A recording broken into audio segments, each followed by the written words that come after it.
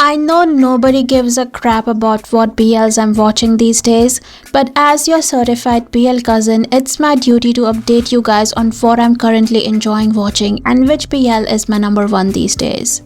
Please note that I will do a separate video for 10 ongoing BLs that you should avoid. So if you want to see that, then subscribe to my channel and press the bell icon so you can be notified when I upload that video. Also, if you guess correctly in the comments my number one favorite BL at the moment, then I'll give you a candy. Please note I'm only including ongoing BLs at the time of making this video, so please don't mention BLs that have finished airing in the comments. I'm not even gonna lie to you guys, but I was so conflicted about adding this BL to my list because I hated the Hill and Easter storyline. First of all, the plot was bland as fuck, and on top of that, Earth's overacting was getting on my nerves so bad. I couldn't stand his over-the-top fake expressions and those toddler sounds he made when he felt confused about Hill. I had to sit through their bogus story just to watch Bas and Maxikai together as North and P. Johan. I think they look very good together and their storyline is exciting, unlike Bond and Earth's. The chemistry between them is very much there and visually they look amazing together. I like Bas since 2 Moons too. I don't think he is an amazing actor, but he does justice to whatever roles he gets. So because of wanting to see Johan and North's story, I'm still watching this series.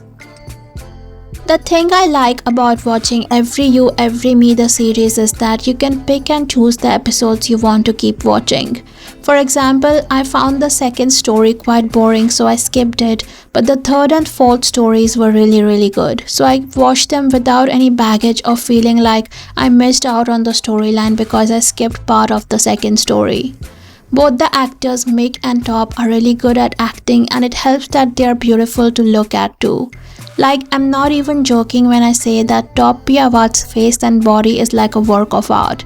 And even if the show had a rubbish plot, I would still watch to keep seeing Top on my screen. If you haven't started this series yet, I highly recommend it. I was really invested in Jack and Joker until the 8th episode, but now I feel like I have to finish it because I'm a Yin War fan.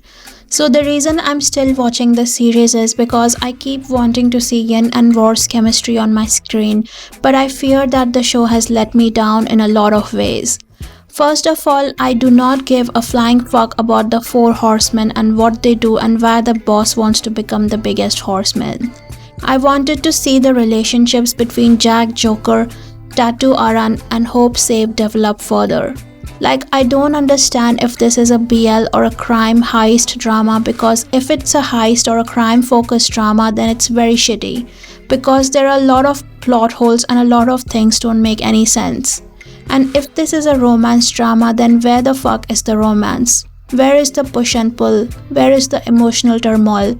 Where is the confrontation, the seething jealousy, the longing, the pining? All I see is a dull plot wasting the chemistry of Yin and War.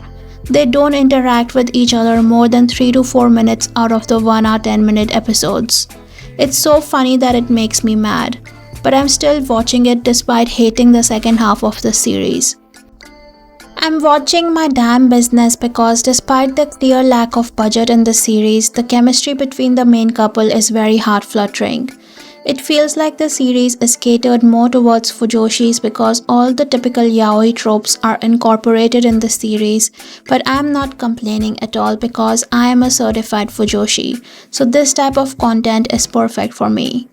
Yujin and Suwon's interactions are cute and their chemistry is on fire. This is a weekly 8-minute treat that I wait for. Give it a go if you haven't yet.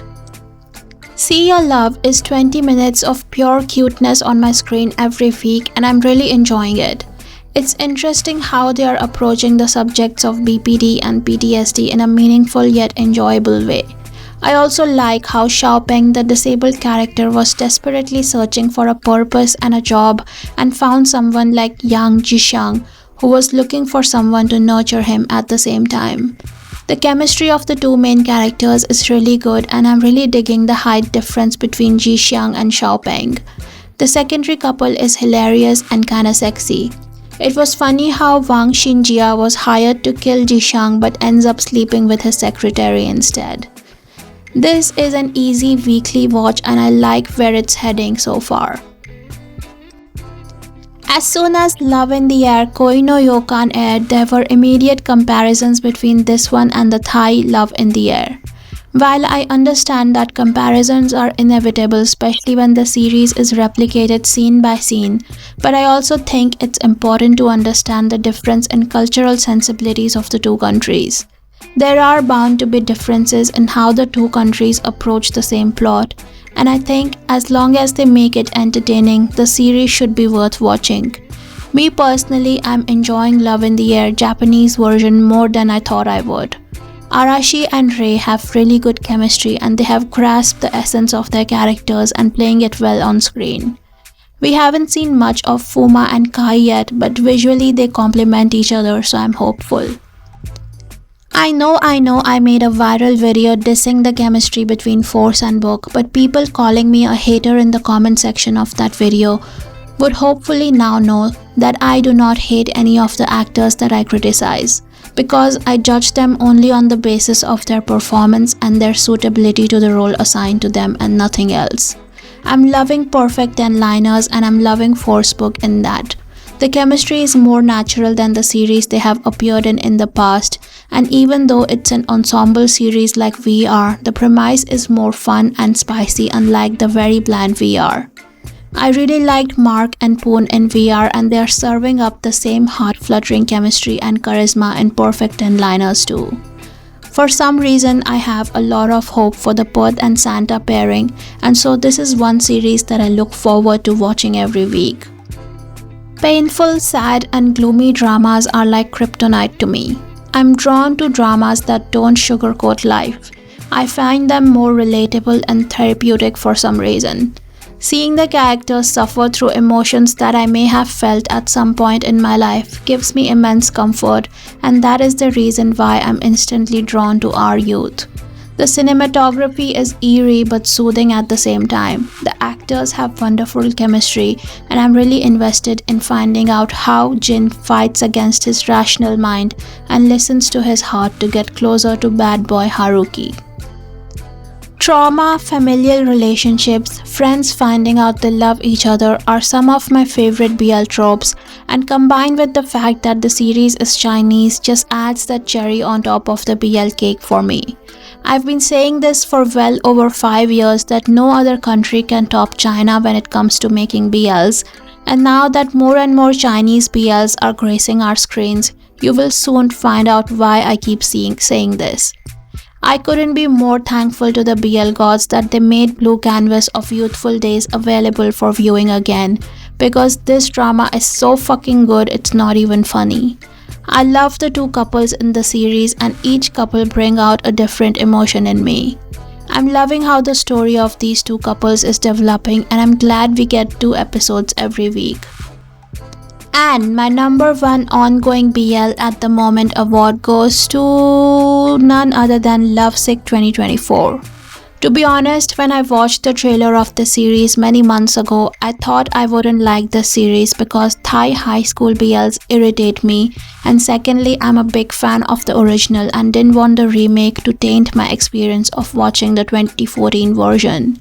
But this remake has knocked the old Lovesick out of the park and it has fast become my all-time favorite high school BL. It's just so innocent and cute and endearing. I love Poon and No and their undying love for each other. I love how they're basically boyfriends but don't dare to put a label on their relationship. I love all the other couples in the series as well and I'm invested in all of their storylines. I can't wait every week to watch this series on Sundays as it has become a Sunday treat for me. So these were 10 ongoing BLs that I highly recommend you guys to watch right now. Please stay tuned for my video on ongoing dramas that you should avoid watching. Bye lovelies!